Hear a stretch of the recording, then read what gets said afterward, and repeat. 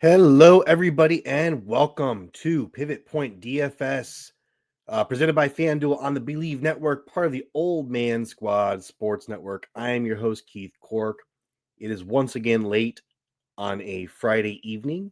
It's actually a little past midnight, about 12:15, and just got done preparing for this podcast. I cut a few things from the presentation, so we are going to go ahead and look at what happened last week, which was another successful week for me. Hopefully you were able to follow. If you aren't in the Discord, please do get in there because I do share everything up to, when kickoff happens. If I'm switching anything around, I'll share, what I'm doing in my lineup, so you can go ahead and try to mirror it or decide to fade me, whatever you decide. But it was another successful week for me. But I did make this presentation a little shorter, just because basketball is starting now, and my time is just obviously I was up to almost 3 a.m., 3:30 a.m. Getting this done last week, and now at this point, it's probably looking like I'm going to be close to about 1:30 a.m. Getting this done. I just simply can't be doing that, so I'm making it a little shorter, but we are going to continue to break this down. Another successful week. We are now really cooking. Still not the big one. Wasn't an incredibly successful week, but all in all, we will always take going positive as opposed to going negative. By the way, shout out Medieval Times. Took my kid to Medieval Times for his birthday present today, and we were with the Black and White Night, and the Black and White Night won. I think that's the first time ever. I've been to Medieval Times probably about like 7-8 times in my life, and the first time ever that my night has actually won the whole thing. So it's pretty exciting. Congrats to my son and all that. So that's why my voice is a little crackly, but that's okay. Let's get into it here. Here's the lineups that won last week, which is really funny. If they feature the chalky QB Jacoby Brissett, which we'll talk about as well. This was a Cardinals game stack. They had Brissett stacked with Michael Wilson and Greg Dortch and Trey McBride, which is that's 3 pass catchers. And the crazy thing is they lost 22-41, but all those guys hit value because their pricing was so lenient, and because the Cardinals had to throw the ball. Jacoby Brissett throws for over 300 yards. He does throw 2 interceptions, which were pretty bad interceptions, if I recall. But he threw for 452 actually yards total, 2 passing touchdowns, and it just so happened to go to Michael Wilson and Greg Dortch. Went to Greg Dortch and Trey McBride, and then Michael Wilson just went insane with 15 receptions for 185 yards, which is just insanity. So good on them for stacking that. They didn't have a bring back. They did. I'm sorry. They had Christian McCaffrey as a bring back, which was the kind of the obvious one there. So yeah, that was pretty good. I don't typically stack games that hard, but we've seen it now. Probably maybe I would say 3 weeks of the season that this strategy has worked. So it is viable for sure. Not my preferred way to stacking one game this hard does increase the risk that you're going to just go have an offer, right? If that game just absolutely stinks and it bombs, you have no outs. There's no way for you to reach the money line or anything like that. It's a high ceiling and very low floor strategy. And for a GPP, it makes sense. I mean, typically I would be throwing that out in a multi-entry, not a single entry. So I think it's kind of ballsy to do it in a single entry. But it worked out for this person for sure. They had Chase Brown, Travis Etienne for their running backs. They also had Jackson Smith-Njigba in this lineup here.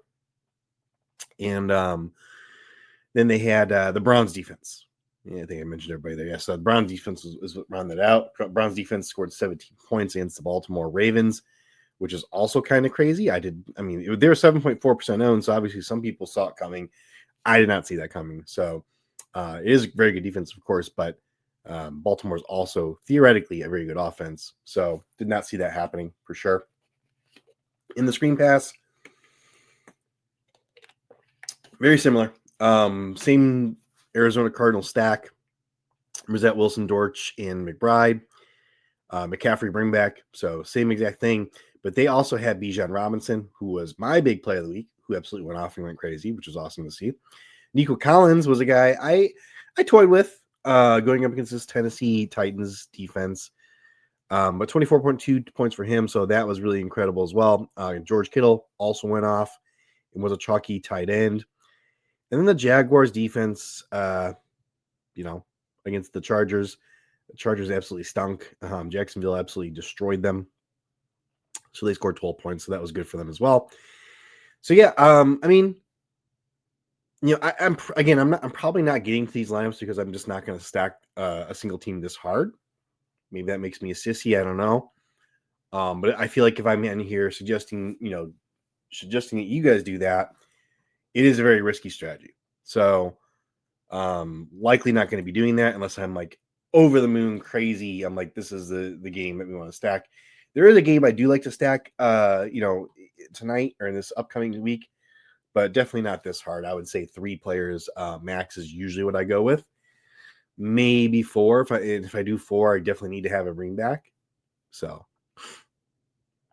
but yeah, 3 players max is usually what I stop with. I mean, that's very rare. I'm gonna go with 4 players. So, I'm only doing the chalk. I'm not doing the top performers anymore. I'm just going to cut that out just to save myself time. But the chalk here, we will talk about that because that is the most important part of this. We want to be able to know who people are going to be on. Remember, we are not playing for the best lineup. We are playing against the field. We are playing against other people. We want to know where they're going to be, where we should follow them, and where we should fade them, where we should pivot. So the chalk for running backs was Jalen Warren, Chase Brown, Christian McCaffrey, Josh Jacobs, Rico Dowdle, Woody Marks, Aaron Jones Sr., and Bijan Robinson. Nothing too surprising here. Maybe Woody Marks is a little surprising, but they did play the Titans, so I could see it. I was definitely never going to go there. Not a big Woody Marks fan. I think he looked pretty good in their last game, actually, that they just played, but probably not a guy I'm going to be targeting very heavily ever. He may end up in a lineup or 2, but it's not a guy I'm going to go out of my way to get. So yeah, pretty common. Nothing really stands out here as is weird. For the wide receivers, we had Michael Wilson.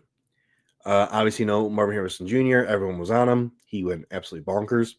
Jamar Chase, Jackson Smith-Jigba, Justin Jefferson, T. Higgins, Wan'Dale Robinson, Greg Dortch, Lad McConkey, Puka Nacua, and Nico Collins. Yeah, Dortch was pretty highly owned. I never really considered him. I just didn't think this pass attack was going to be that good against this San Francisco 49ers defense, but it did turn out that I was wrong. And I thought Trey McBride and either Michael Wilson or Greg Dortch was going to catch all the passes. Turned out it was all 3 of them. So T. Higgins was another guy I wasn't really considering, and they only scored 12 points, but he did score, I believe, a touchdown that game. He ended up with 15.3 DK points. So, and we'll talk a little bit about T. Higgins because obviously no Jamar Chase with the suspension. I think he will be a popular play. I'm not playing him. I'll just tell you right now, I think that without Jamar Chase there to draw the bracketing coverage, he's not going to have as much open field as he was in the past. We don't know whose QB is going to be. Joe Burrow could be out there, which is crazy to me. I don't understand that choice to rush him back. Or it could be Flacco. And Flacco's banged up as well. Yeah, I don't know about the Cincinnati team, guys. I just don't. This week. So, not for me. QBs. It was Jacoby Brissett, which wasn't really. I don't think I ever really considered him, honestly. Maybe I did, because I did want to play Trey McBride. I did want to play Michael Wilson. I really don't think I considered him though. As we all guessed, JJ McCarthy was up there.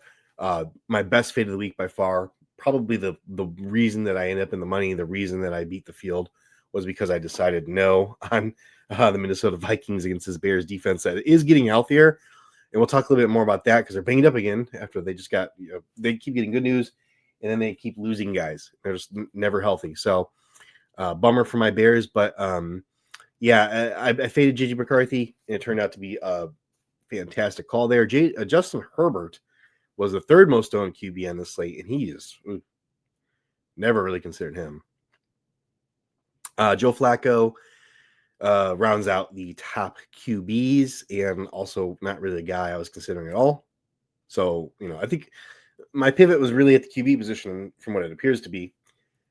My pivot didn't play that well, but played better than these guys. Outscored these guys except for Jacoby Brissett. For the tight end position, pretty standard. Nothing really interesting at all, or out of the what we would guess. Trey McBride, Rondé Gadsden, and George Kittle were the top known tight ends. After that, there's a pretty dramatic drop off. And honestly, I mean, I could have just pictured Trey McBride. Trey McBride was 44% owned, and then Gadsden was second with 18.73%, and Kittle was 9.9%, third most owned.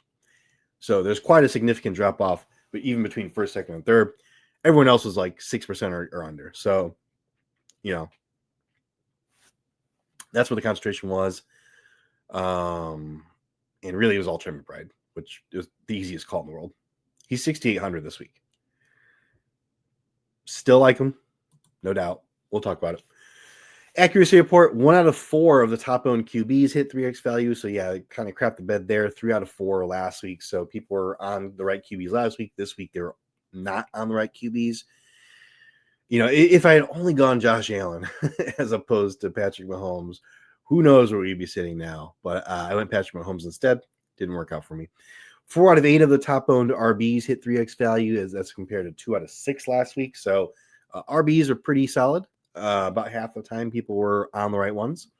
3 out of 10 of the top owned wide receivers only hit 3x value. That's compared to 4 out of 8 last week. And wide receiver, that's more in line with what it normally is, right? 3 out of 10. That's pretty common, honestly. But last week it was pretty easy to guess who the wide receivers were. 2 out of 3 of the top owned tight ends hit 3x value compared to 4 out of 7 last week. Tight ends were easy yet again, but concentration of ownership was really high at the top. So 40% of the top 25 picks pictured had 3x value. That's the second lowest of the season, behind week 2 when I started tracking this. I want to say week 1 was probably around the same thing as week 2 was, so maybe the third lowest percentage of these guys hit 3x value. So it was not a good week for high-owned guys for chalk. The chalk did not hit a majority of the time, which led to a lot of opportunity. Which is kind of funny to say because, those lineups that we saw were pretty chalky. We had the Cardinals stacks. They were chalky, but they were stacked to the point where, that's what made it unique, was that they were stacked to a point where most people like me will not do it. So it's interesting. My chalk calls for the week: J.J. McCarthy, yes, he was chalk. Jacoby Brissett, yes, he was chalk. Christian McCaffrey, yes. Jaylen Warren, yes. Chase Brown, yes. Aaron Jones Sr., yes. I thought R.J. Harvey would be chalk, and he was not. He was 10.38% owned, so borderline, but not chalk. I thought with J.K. Dobbins being put on IR, people would be glomming on to that recent news. I was not super high on him. He played okay, but I was right to not want to be excited about him. Jackson Smith-Jigba was chalk, yes. Jamar Chase was chalk. Rashee Rice, no, not chalk. I thought for sure he would be. I thought people would be higher on Patrick Mahomes than they were. Turns out that was not the case. I was pretty excited. We were doing well earlier in the day, and I still had Patrick Mahomes and Rashee Rice and Xavier Worthy in some lineups still yet to go. So I was starting to get pretty excited. At one point, I was up I was winning 3K, and that was really early in the day. And of course, it's hard. You don't want to look at that stuff too much because it's okay, it's going to be gone in a second. But it's hard not to want to look at it and go, okay, how's my lineup doing? What's going on compared to everyone else? And up big, up real big with some really big heavy hitters to go, but those heavy hitters really didn't come through for me. Rashee Rice did not come through for me either. So, but he was not chalk. He was 7.68% owned. So I was definitely wrong there. Wandale Robinson was chalk. Michael Wilson was chalk. Trey McBride was chalk. George Kittle was chalk. Rondé Gadsden was chalk. Theo Johnson, I thought would have higher ownership because of the concentration of targets. And I don't remember when that news came out that Jameis Winston would be starting. I want to say it did come out before I did the podcast, so I should have thought more about that because Theo Johnson is not a guy that people are going to target with a guy like Jameis Winston. He's only 5.52% owned. So, but he didn't have a great game or anything anyway, so really it doesn't matter in the end. I think I did have him in one lineup. My top plays, Patrick Mahomes. He was 3.9% owned, so that's exactly what I want to see. That's what I was hoping for. Opportunity galore, but he only produced 2.1x value, 14.34 fantasy points, 6.8K salary is what he was. So, the Kansas City scored a rushing touchdown with Kareem Hunt. I think it was, I want to say actually it was Rashee Rice that caught a ball and was tackled at the 1 yard line. If it was not him, it was Worthy. It was somebody I was getting excited about. It wasn't Kelsey. So that was a bummer. If they do score that touchdown, Patrick is pushing 20 points, DK points, which obviously looks a lot better. Still didn't crush it though. At this point, I think I have to kind of concede Denver is still an elite defense, even without Patrick Surtain, who they should be getting back. I'm not sure if it's this week or next, but he'll I think they're on bye this week, right? So he'll be coming back. So I think, at this point, I have to kind of let go of that whole, Denver's not as good as people think against elite players, because so far that's held to be true that they are. They can hold those elite players in check. Bijan Robinson was my poster child of the podcast. 14% owned, which is awesome. I love to see that. 4x value, 33.3 fantasy points, and that's on 8.3K salary. And yes, that's glorious. That was fantastic. That worked out very well for us. Wan'Dale Robinson was my other top play, 14.9% owned. So a lot of people are on him. 1.4x value, really didn't do a lot. 7.6 fantasy points, 5.5K salary. He's not the profile. He's not the guy. He's not the profile guy that Jameis Winston's going to focus on and hyper, target. Jameis Winston likes big wide receivers. He likes downfield wide receivers. So I've got some thoughts on that in this upcoming week for sure. But it's not Wan'Dale Robinson. And I was wrong about that. I felt uneasy about it. You could probably pick up on that in the podcast last week. Ultimately, my intuition was right, but my mind was saying, no, he's the possession receiver. He's really the only legit receiver on this team. He's got to be the guy. And that was not the case. But Trey McBride was 44.2% owned, very highly owned, 4.8x value, 30.5 DK points on 6.3K salary. And that was fantastic. Easiest call of the week for sure. Key pivots I ended up playing. I did play Michael Penix, who ended up, a partial tear of his ACL or meniscus, his knee. He injured his knee, left that game. Wasn't playing super well before he left, but well enough that I think, he's only 4.7K salary. I think he probably could have hit, close to 15 to 20 DK points and paid off just fine for me. But as it were, he was injured and did not come through for me. Josh Jacobs was terrible because he left due to injury. 0.5x. He was 22.8% owned, 0.5x his value with 4 DK points, a meager 4-1 DK points on 7.8K salary. Rico Dowdle was 19.4% owned. He just hit 2.2x. I think he started, if I remember right, he started hot, had like 8 or 9 DK points right away, but he finished with 15. So he slowed down quite a bit. 6.8K salary was the salary there. And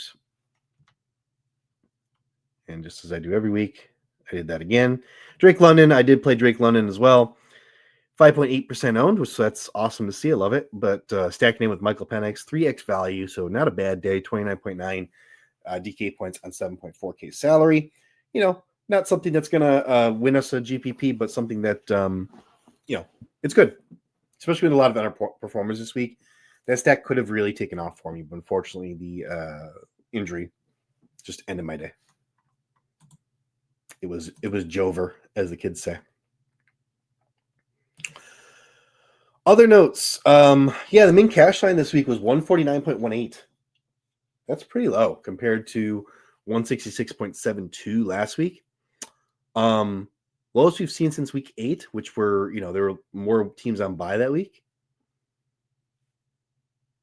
Pretty darn, and then the next low time it was kind of that low was week 2. So pretty dang low week this week. Screen pass also 149.96, so not too much better there.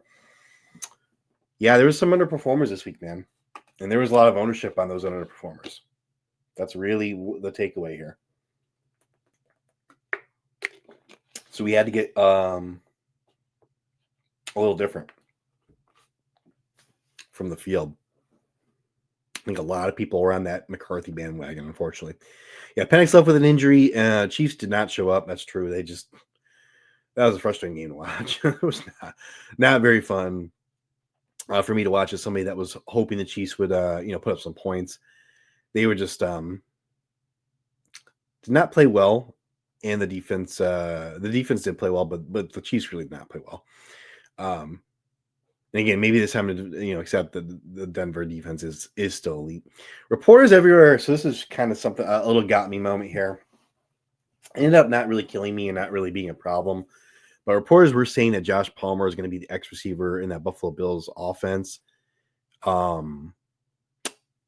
Yeah. Now it's been 2 games since that happened, and their pass game is just not good right now. They got to figure some things out. Keon Coleman is in big trouble for skipping meetings or not paying attention during meetings, or who the heck knows at this point. But yeah, Josh Palmer was not it. And I swapped to him in at least half my lineups with that news. Great fade in the field with McCarthy. Yeah, that was really what won me the week.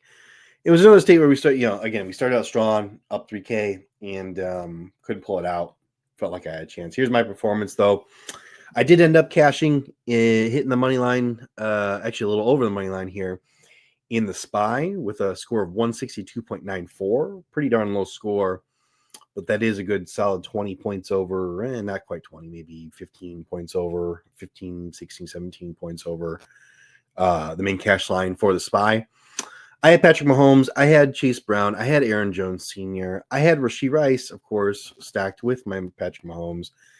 I had Michael Wilson, I had Josh Palmer, and I had Trey McBride and Bijan Robinson and the Titans. So really, Michael Wilson, Trey McBride, Bijan Robinson, that was kind of the trio that carried me through here. If you played those guys, like, it's all going to come back to playing those guys. If you played those guys, you had a good day, right? Didn't do the McCaffrey bring back. That McCaffrey line is such bull crap, man. Like, their kickoff return, he got tackled on the 1-yard line. McCaffrey gets the touchdown. 6 points out of nothing, out of thin air. It's so annoying. I mean, I've got nothing against McCaffrey personally, but I just don't have. I mean, I faded him everywhere season long, best ball, and I've been playing him in DFS here and there. You guys know that. He was, I think, the first week actually, he was my guy. I was like, play McCaffrey. He ended up having a good game, but yeah, just frustrating. On my screen pass lineup here, and again, it's unfortunate that Penix had to go out because this is really a good lineup. I had a good chance here with Michael Penix, Jaylen Warren, Aaron Jones, Michael Wilson, Drake London. I had Tet McMillan in this one, which was a bring back for the Atlanta stack, and Tet had a fantastic game. Trey McBride, Bijan Robinson, and the Titans defense against that Houston offense. And I mean, yeah, Jaylen Warren went out obviously with an injury also, which really screwed a lot of people over. He was almost half the field had him, 46% owned. But Michael Penix also being injured here screwed me over. I mean, this was a really, I felt like really good about this one early on. Like early on, I was like, oh man, this might be the one that hits. And nope, just did not happen for me. But you know what? Week 11, we come out $115 up, which puts us on the season $355 up. And that's about 2.5 weeks worth of entry fees for me. So we're playing for free. We've got a little bit of a cushion here. Feeling pretty good about that. Obviously, do we want to win, every single slate? Yes. Do we want to be up, $30,000? Of course. But not in the cards just yet. All right. Let's take a look, though, at the upcoming slate for week 12. And it's getting more hard. It's getting harder. It's getting more hard. Wow. It is getting harder for us to identify the chalk. It's getting harder for us to identify what's a good play. It is not getting any easier as we progress here. Now, in some ways, it's a little daunting, right? For sure. No doubt about it. But in other ways, it's exciting because you and me, profitable DFS players in NFL this season, should theoretically have an edge. Right? We're the ones that are sharp. We're the ones that are finding these indicators. We're the ones identifying good salaries. We're the ones plugging away for days at this thing every week. So I'm not disheartened. I'm not worried. I think we can come out on top for sure. Let's talk about the chalk, though. At QB, and it's funny, chalk is going to be Patrick Mahomes. The chalk will be. Pass funnel defense, Indianapolis. We all know that. We've said that every single week. We've looked at it every single week. This is a must win. And this is something I want to talk about here. In terms of these teams, Kansas City, if they win, they have a 63% chance to make playoffs. If they lose, 35% chance. Possibly the biggest game of week 12 is this Indianapolis Kansas City game, which should be theoretically a good game. And Kansas City's got to show up. They have to. They're now what, 5-5, right? 1, 2, 3, 4, 5. 1, 2, 3, 4, 5. Yep, 5-5. They're a 50% ball club, which is crazy. So Patrick Mahomes is going to be chalk. And I'm conflicted about that. I think I probably will have a Kansas City lineup just knowing that they have to. And I still believe that this team can pull it off. They've done it for the better part of a decade at this point. And so, there's a long track record there. Jacoby Brissett, who just took down GPPs, is going to be chalk again. And it's hard to fade him. It is.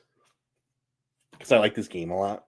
We'll talk about game stacks later, but I do like this game. And he's only 5,300. And, his weapons are still underpriced as well. They proved last week that they could put up, big points. They can move the ball. They can score touchdowns. Jacoby Brissett has proven that week in, week out. But you can get Michael Wilson for 4,800. You can get Greg Dortch for 4,300. You can still get Trey McBride, who's basically a wide receiver 1, for 6,800. So he's going to be popular again. And then Jalen Hurts. Jalen Hurts is going to be a highly owned player as well. And this is a good football game, no doubt about it. People are going to want to play this, the Philadelphia versus Dallas game. A lot of implications here. Dallas, if they do lose, Dallas, Dallas would be eliminated basically from playoffs. They need to win to maintain an 11% chance for the playoffs. And they just traded for these defensive players. Dak Prescott on that big contract. Jerry Jones. We know they're going to go for it, right? Dallas is going to go all out, try to win this. The Eagles are the Eagles. They don't excite me too much. There's one guy in the Eagles that excites me. We'll talk about, but it isn't necessarily Jalen Hurts. He's only 6'6", which is crazy because we're looking at Patrick Mahomes at 6'8". And Jalen Hurts has the higher ceiling because he gets all those tush-push touchdowns and rushing touchdowns. He hasn't rushed a lot this season, though. But either way, I'm not a big on Jalen Hurts this week. Put it that way. But people will be. He will be highly owned. I will say one thing here. I do want to touch on it just because I'm not going to talk about now and then not again. But do not play Shedeur Sanders. 4,200 price tag. I know it's tempting. Maybe he makes me eat my words. Kind of been doing that his whole career.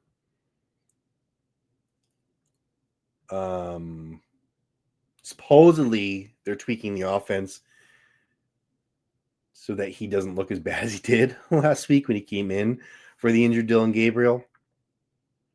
But I just don't buy it. I mean, Max Crosby should feast on this guy. I'm way too no. Not going to do it. You shouldn't either. Don't play Shedeur Sanders. 4 wide receivers, Jackson Smith-Njigba should be pretty popular. He's $9K, most expensive player on the slate. We don't have McCaffrey in this one.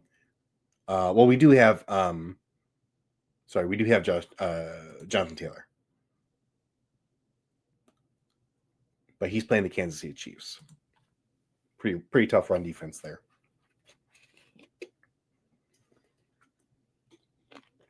Jackson Smith-Njigba, on the other hand, is $9K, and he gets to play against the Tennessee Titans. So he should be pretty popular. Yeah, it's fine. I see no problem with that. The danger I see is the same one you all see. We all know what this is, right? If the Seattle Seahawks get up big against Titans, they're talking about giving Kenneth Walker more work. They still have a very good run game with Charbonnet and Walker.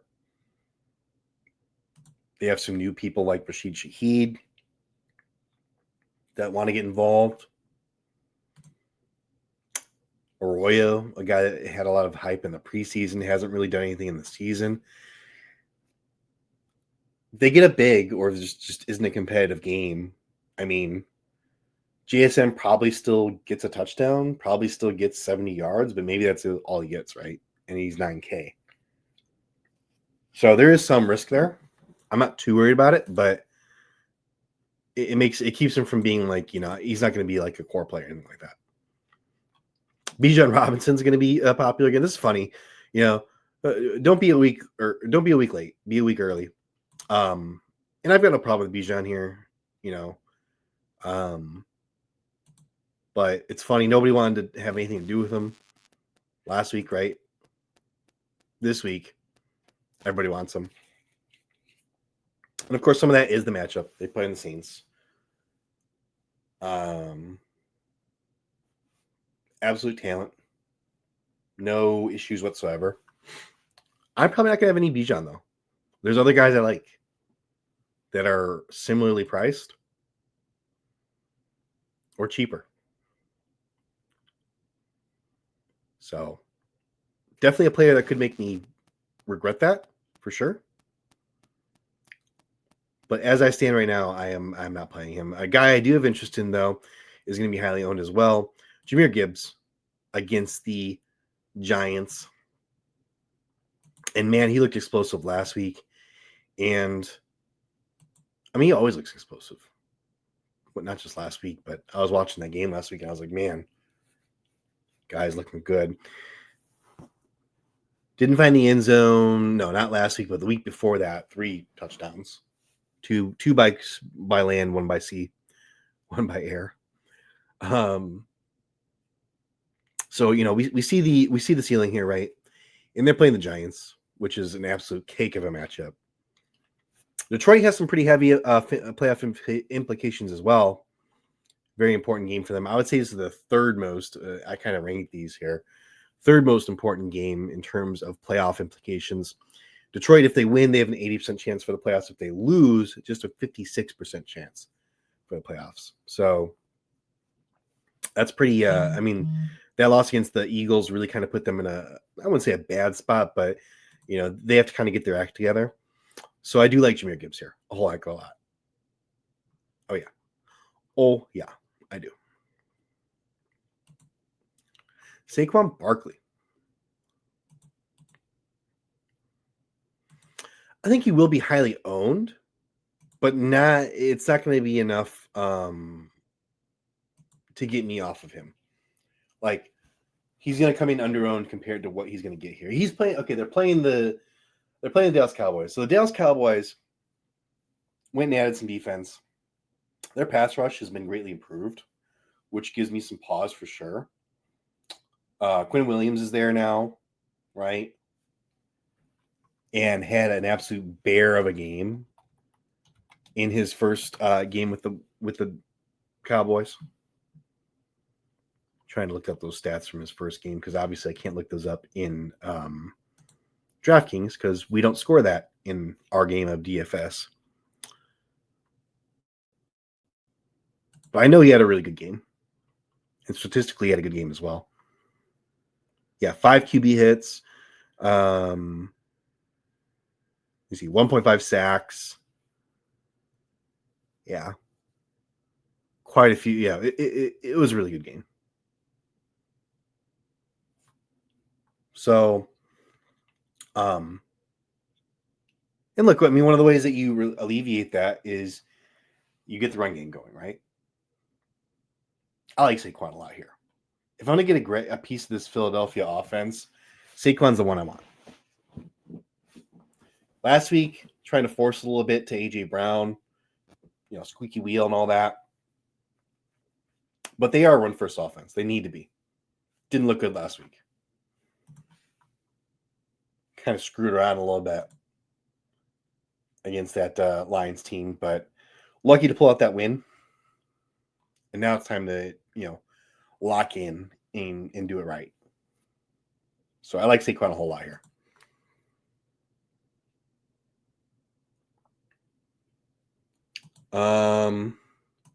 Chase Brown. Like Chase Brown a lot too. Also going to be popular. He does everything for this team, though. No Jamar Chase now. No P. Ryan. Well, I think he's doubtful, right? Yeah, doubtful.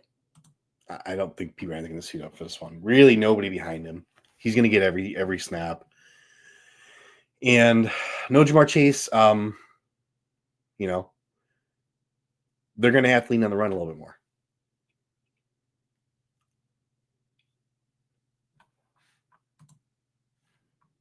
So I do like Chase Brown a lot here. Really nice salary, 6.2K. I'm all aboard on that one. Emmanuel Wilson, at this point, we don't know. We don't know if Josh Jacobs is playing or not. He's questionable. I don't think he will. If he doesn't, that makes Emmanuel Wilson pretty interesting, and he will be highly owned. I'm not super interested, though. Total of this game, pretty low, going down. I don't trust the Packers offense. I really don't. And, he had 13.9 points last week. Week 8, he had 11.7.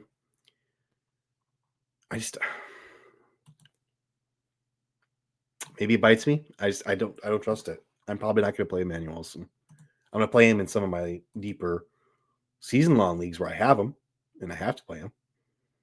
Absolutely. Happy to play him there.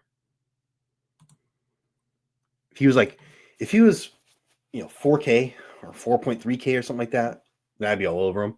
5.3K, though, I mean, there's other... Look at the running backs in that range. I mean, you have Jordan Mason. You have David Montgomery is exactly the same price as him in a game against the Giants. You have Kenneth Walker. just $100 more than him against the Titans. No, I just don't. I don't see it, man. I don't see it. I'm sighing because sometimes it feels like I'm missing something, and then sometimes it's like, well, because it's like too obvious, and sometimes it just is obvious. And people are just over their skis on things that they don't need to be over their skis on. For the wide receivers, Amon-Ra St. Brown will be highly owned and should absolutely smash. As I said, this game, it means a lot to the Lions. I like Jahmyr Gibbs. I like Amon-Ra St. Brown. I like Jameson Williams, who will also be chalk, 5,700. And he's been very involved as of late. Dan Campbell now, calling the shots, calling the offensive plays. And he's been getting involved. So all three of those guys definitely on my radar. Definitely want to get a piece of that. I'm going to try to in all of my lineups. Rashee Rice, I must say again, should be chalk, but it makes more sense this week because Patrick Mahomes is going to be heavily owned, so people are going to want to stack with him. Because you really do want to stack Patrick Mahomes. I mean, he can score touchdowns by with his legs, but this season it seems like he's been needing to. But historically, it's been with the pass catcher: Rashee Rice, Xavier Worthy, Travis Kelce, Hollywood Brown. If you want to get super froggy, but I don't know about that. So Rashee Rice should be popular. T. Higgins at 7,100, of course, will be popular. No Jamar Chase. That's all it is. And I've already spoken about how I'm not really interested in that. But he should be popular. A.J. Brown at 5,900. People want to play Jalen Hurts. They're going to want to stack him with somebody against what they think is a bad Dallas defense. I think it's a better defense now, but still not great. So A.J. Brown and Devontae Smith are going to be both chalk. Wan'Dale Robinson. Oh, don't do it. Don't do it. People are going to make a mistake with Wan'Dale Robinson. We've already seen it. This is not the guy. This is not the profile guy for Jameis Winston. If it was Jackson Dart in there, sure. Yeah. Why not? But it's not. It's Jameis Winston. I would much rather go to Darius Slayton at 4,500, who's going to be healthy and playing in this one. Last week, it was Hodgins, 6 targets without Darius Slayton. Wan'Dale saw 9 targets, but the depth of target was nothing, right? So don't play Wan'Dale Robinson, but people are going to. And then, of course, Michael Wilson. And I think he's just good. I mean, I was watching that game for sure. And pretty good catches. I mean, definitely some athleticism there. I think he's just good. 18 targets is insane. I don't think we expect 18 targets again. Maybe something closer to like 10 to 12, right? In that range. Still great at 4.8K. In a game that I like, again, this would be one of the game stacks I have circled that a lot of people won't necessarily. They're not going to play the Jacksonville side. So I think that's one way we can get different is playing the Jacksonville side.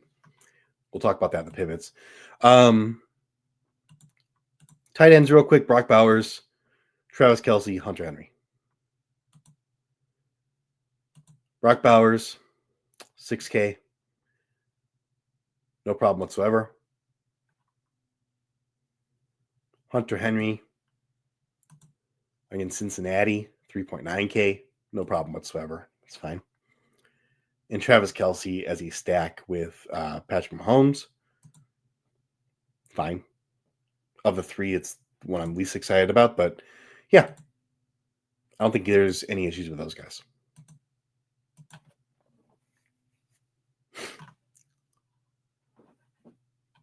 I think, Trey McBride needs to be mentioned here. I don't think he's going to have the ownership because he is 6.8K now, which makes me more interested almost in rostering him. But I do want to stack the game, so we'll talk about that. I think I will end up with some Trey McBride. Pivots that I like at the QB position. I will mention this against my Bears defense. Okay, so my Bears defense likely getting back Jalen Johnson. So Jalen Johnson may make his way back. He's questionable currently with that groin injury. Kyler Gordon also questionable, and Jaquan Brisker, safety, are questionable as well.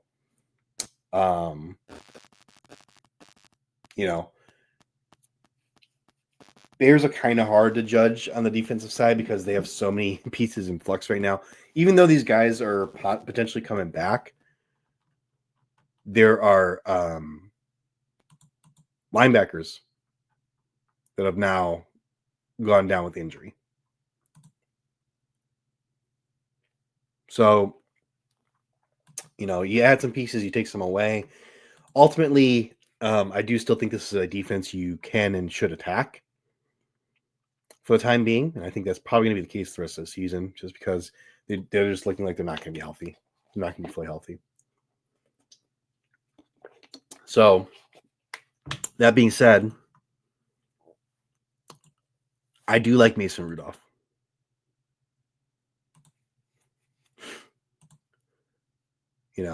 No, I don't suspect Aaron Rodgers plays. He's questionable.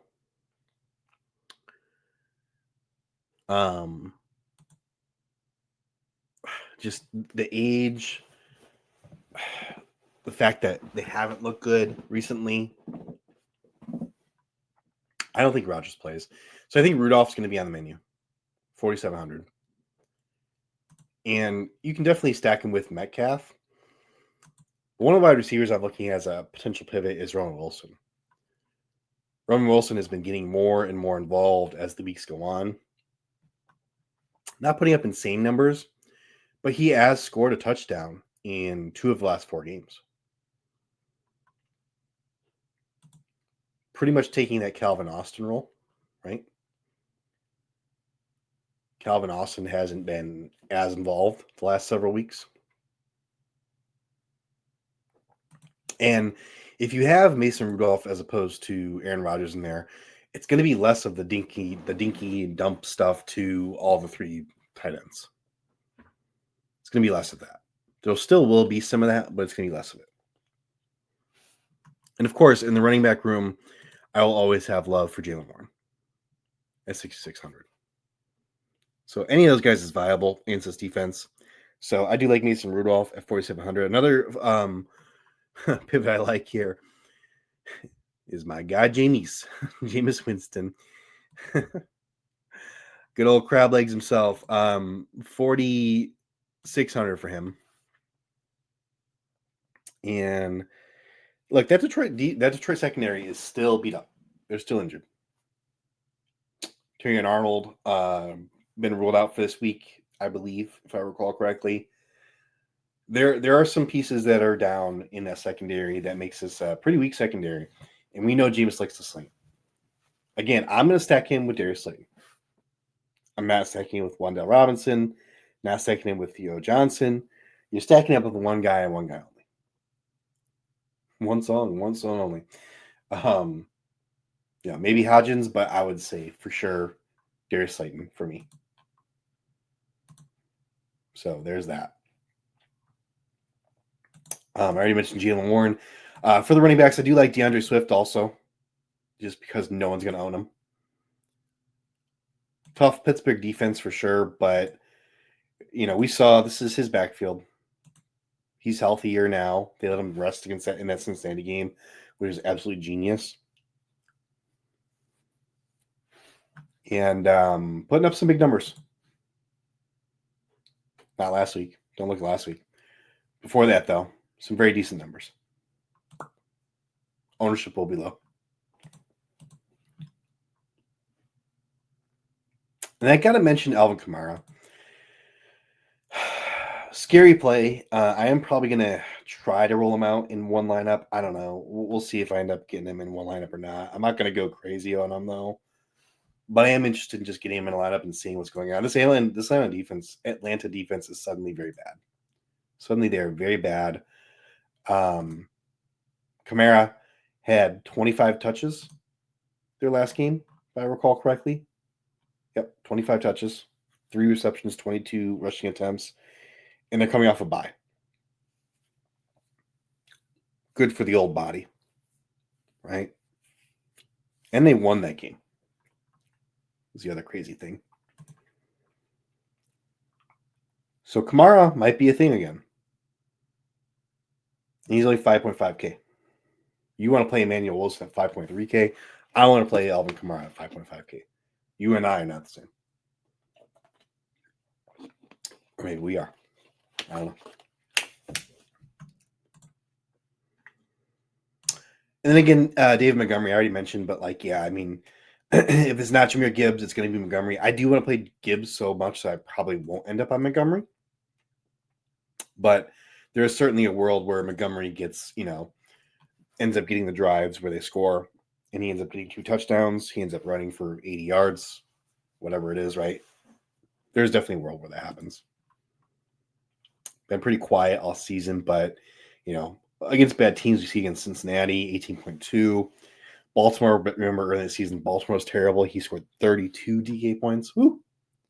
Woo-wee! So, definitely kind of a home run ball there. For the wide receivers, I am definitely intrigued by Chris Olave. Probably won't end up with him in any of my lineups, but he does. Again, this Atlanta defense is bad. I want to play Kamara over him, so I probably won't end up with him, but 6,400 is fair. I think he's a guy you should consider. On the Indianapolis Colts, my favorite ring back, if I want to stack that game with the Chiefs, like people are going to do, is Alec Pierce. I don't want to do Michael Pittman. They've kind of swapped. Pierce is kind of the wide receiver 1 now. Don't know if you knew that. But they started throwing to him in the short yardage situations as well as the long yardage situations. He's getting all of it. Very enticing at 5,000. Of course, tough defense. That's the one drawback there. Darnell Mooney, because he burned everybody last week, is going to be low owned. Or not last week, but the last time. Well, it might last week too, because Drake London was out. He did absolutely nothing at 3.7K. He's now 4.8K. But he's going to be so low owned, and he burned everybody that week where Kirk Cousins was the QB last time as well. Can't remember which week that was, but he had like 1 catch, right? He's had 1 catch. One catch. So I do like him as a risky but low-owned play. Darius Slayton, I've already talked about. Luther Burden of my Chicago Bears has supplanted Olamide Zaccheaus. He has finally come into his own, finally playing the snaps that he should be playing. 3,600 is his salary. It's too cheap for the explosiveness that he brings to the table. He's close to being in all my lineups. For the time being, though, I'm probably going to have him in like 1 or 2 right now. But he is a very solid play for sure, given that new role. Adonai Mitchell, 3,200. Definitely a scary play as well. But we saw his athleticism. He was getting open. Look, he's a bad player. But the Jets have no wide receivers. I mean, John Mechie, no. Al Lazard, oh my God. They're just so terrible. Tyrod Taylor's there now. maybe he's got the touch that helps AD Mitchell pull in these catches, but open, ball off his hands, should have had at least one touchdown last week. Could have had a really big week. How many targets did he see? He saw 6 targets, but they were all really, he was wide open. Absolute absolute athlete this guy is. And makes a lot of sense for the Jets to go out there and see what they got in this kid as a kind of a throw in to a larger deal, which they clearly, the Jets did a great job with that one. So I think AD Mitchell makes a lot of sense. I already mentioned Roman Wilson and the reasons I like him. Kaderil Hodge. Hope I said his first name right. I probably did not. I probably butchered it. But if you don't want to go Mooney, obviously the choices over there at wide receiver are pretty limited, and he's the next guy. He's the next guy behind Mooney. No one's going to own him. He's only $3K. Issues are he has Kirk Cousins throwing to him. Issues are that's really it. He's playing the Saints. It's not a bad matchup. I don't anticipate the Falcons blowing out the Saints. So he's an interesting name for sure. For the tight ends, a little bit lower owned of a guy is Kyle Pitts. We saw last game with Kirk Cousins, he was targeted very heavily. A guy that obviously Kirk Cousins feels he can trust. So if you want the safer play on this Atlanta Falcons team, that's the one. And then I'm going to throw in there at tight end as well that I like is for the Packers, Luke Musgrave. Coach said himself, this guy's got to get more involved at the end of last game. Only saw 2 targets, reeled it in. Before that, he had 3 targets, 3 receptions, 5.3 DK points. But he also had a late game PI that helped them get the opportunity to potentially win that game. Didn't happen, of course. But it was good, I would say 25-yard throw that he could have reeled in, but it was PI. So I do like him as a sneaky snake play at 3,200. Game stacks, I think people will stack that Patriots-Cincinnati game. Of course, they want to play the Cincinnati guys, thinking they have a lot of value with no Jamar Chase. And I don't know.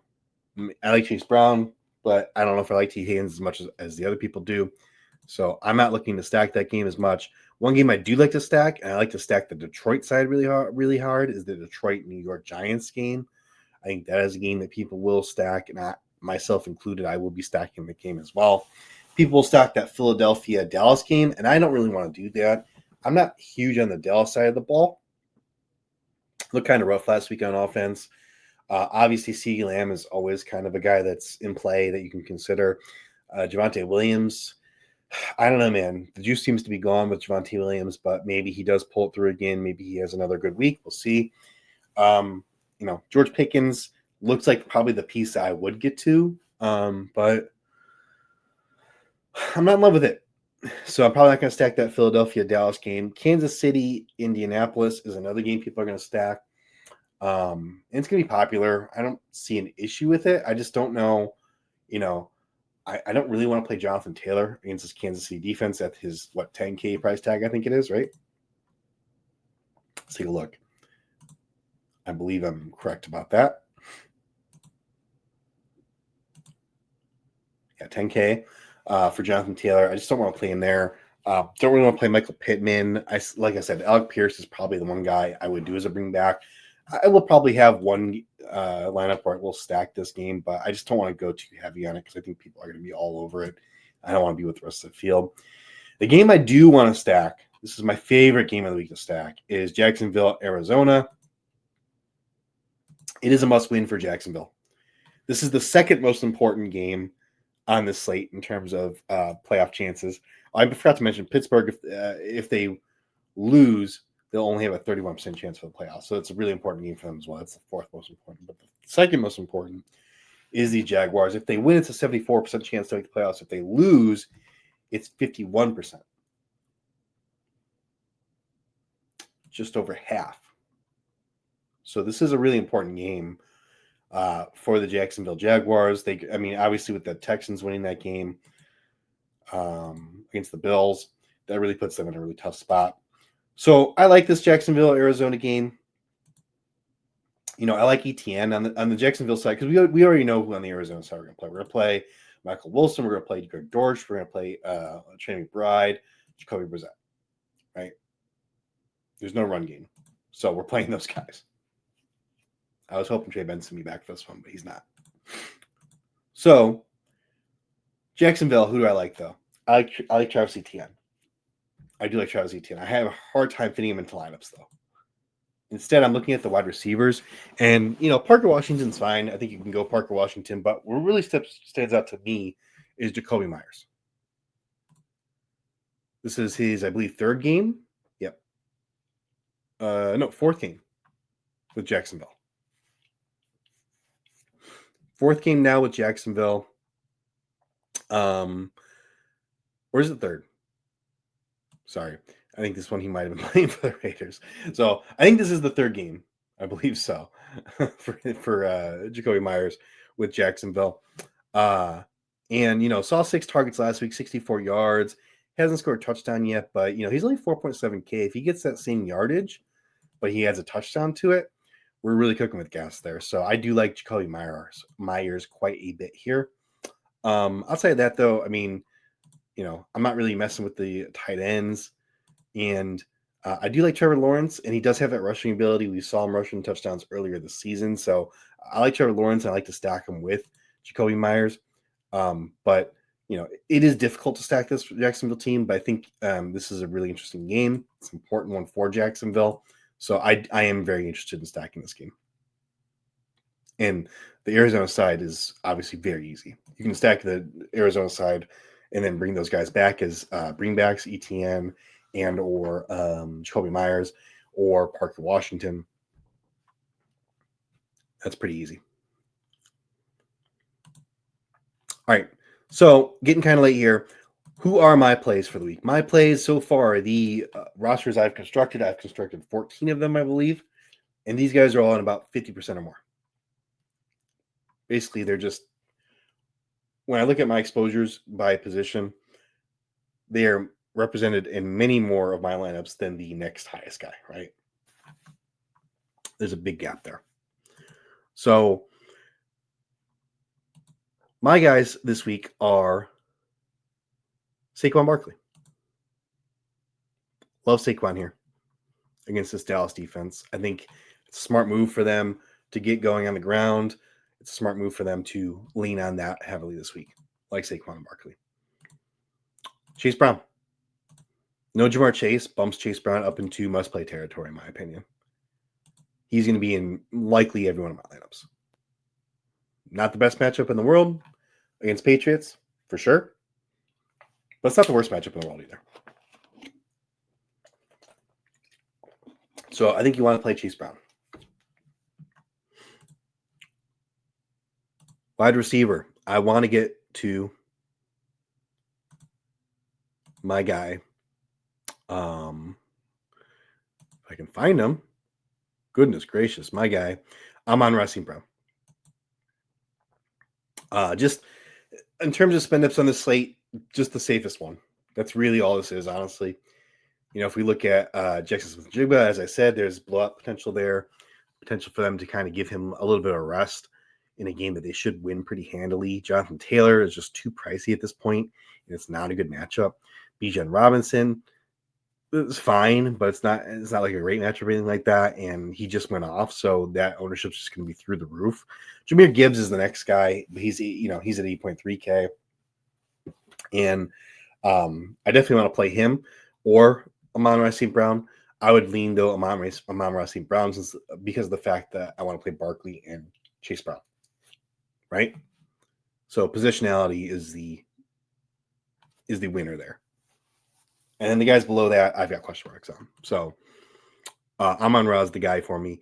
And then the other wide receiver, I'm going to lock in, kind of boring, but Michael Wilson. Just too cheap still. Game I want to stack, game I like. I like this game environment. He's wide receiver 1. Showed me a whole lot last week. So that's it. Those are the guys that I'm locking into my lineups right now. Again, make sure you get to Old Man Squad Sports Network Discord server. Go to Dan Bespos's Twitter or go to my Twitter and go find it. It is a Discord server. Go look for the invite link if you need one. Just go ahead and message me. Get in there, and I will keep you guys updated throughout the weekend as to what I am doing with my lineups. Let's go ahead and fill this out, though, real quick and just give you a dummy lineup here. I think it's okay to lock in the Bengals here.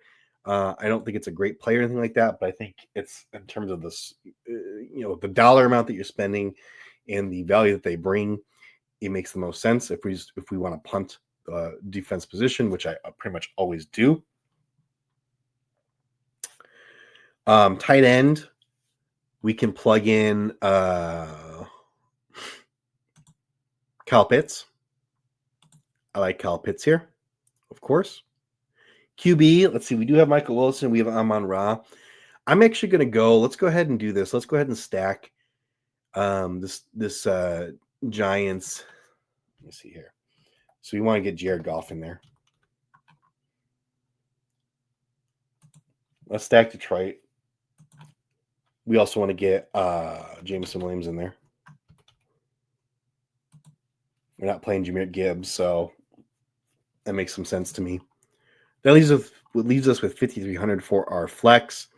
Ooh, we could play David Montgomery. That would be kind of sick. We could play Manny Wilson. I don't have a problem with that. We could play DK Metcalf. No problem with that. But yeah, I think out of those guys, I think I will play Manny Wilson. So there you go. Not in love with that guy, but I think he's a decent play here given the last guy in. I'm okay with that. So that's it, guys. That's going to do it for us this week. Good luck in your Week 12 lineups out there. Again, follow me on Twitter. Please join the Discord and let's converse about it. But yeah, until next time, guys, hey, go get that money.